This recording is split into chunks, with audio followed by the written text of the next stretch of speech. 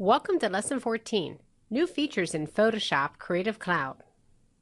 Adobe has added many new exciting features to Photoshop, such as the shake reduction filter, the ability to more easily isolate layers, use Camera Raw as a filter, edit your shape layers, and more. In this lesson, you'll get a quick overview of some of the features that are new in Photoshop. Many of the other new features are built in throughout the lessons as they apply.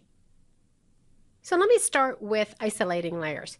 You'll notice that up at the top, I do have a filter that I can use that I can type in a name to find a particular layer, or I can filter by an attribute, whether it's visible, empty, clipped, whatever it may be, or even whether it has effects applied to it. Lots of different choices. I also have one that's called Select It. So if I select this layer, I can choose Select It, and it essentially isolates it so that I'm not seeing all the other layers on the panel. You'll also notice that I can go under Select, and I can uncheck Isolate Layers here. You see that I can isolate layers even easier by going to the Move tool and just simply right-clicking on a layer and selecting to isolate it that way as well, or not isolate it.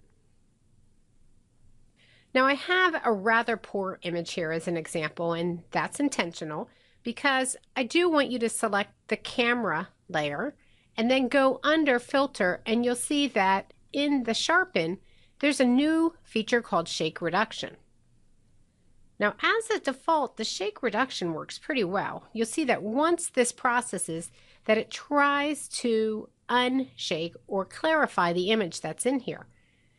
Now I can select an area that I want to see by just simply clicking around the image. I can even undock this detail and bring it out so I can see a little bit better and enhance this loop. A loop, of course, is a device that's used to zoom into a particular area or to see more detail, almost like a magnifying glass. And I can use it like that here. I can zoom in or zoom back or look at it at 100%. Now, if you think you need to make adjustments, you can to adjust the size of the blur and the smoothing and any artifact suppression. You can even go into the Advanced section to show the blur estimation region or edit it if you like. Now, I'm going to leave this at its default and click OK. Now, what else can we do? We can also go to Filter, where we now see Camera Raw Filter. Now, typically, if you want the best image, you might shoot in Camera Raw.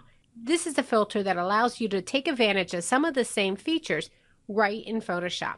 Now in this case, we're just going to do something really simple. We're going to go up and take the white balance tool and just simply balance this image a little bit.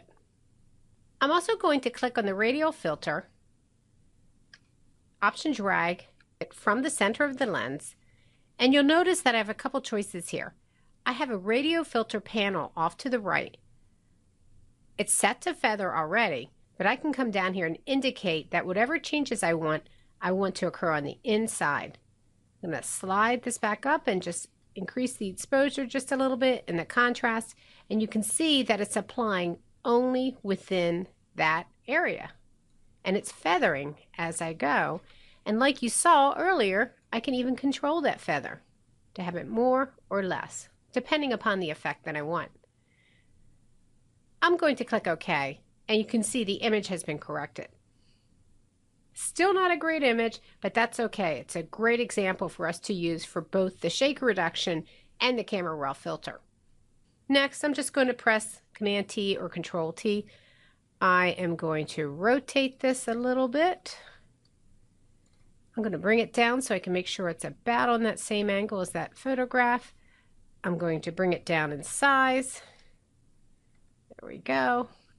And I'm going to commit to that. I'm going to turn that off, come down to the blank print, take the magic wand tool and just select that black area, go back up to camera and turn that on, and then add that as a mask, and then I've got the picture inside there. Notice the mask has a chain connecting it to the image. I can unclick that chain and click on the image and reposition it within that frame. I'm going to click on Illustration, and you'll notice that I can apply Darken and maybe even change the opacity to finish the effect. Now let me show you one other really important new thing that you're going to just love. If you use vector shapes, which I tend to like and use myself a lot, you can drag a vector shape out right now and the properties panel appears. Now, if I go to my layers panel, and I'm going to position this so we can see both, you can see I've got my rounded rectangle here. If I want to change the color, of course, can double click on it and change the color. But notice how I can now determine a stroke and the size of the stroke and even the style of the stroke. I can even come in here and determine that maybe I don't want rounded corners. One of my favorite things is the fact that I can come in here and unchain the corners and indicate that I want one corner to be 30 pixels, maybe another one to be 0, this one to be 0, and then the lower right one to be 30 as well, offering me the ability to create really great dynamic shapes that can be changed over and over again. So in this lesson, you discovered some of the new features in Photoshop Creative Cloud. This has been Jennifer Smith for Digital Classroom.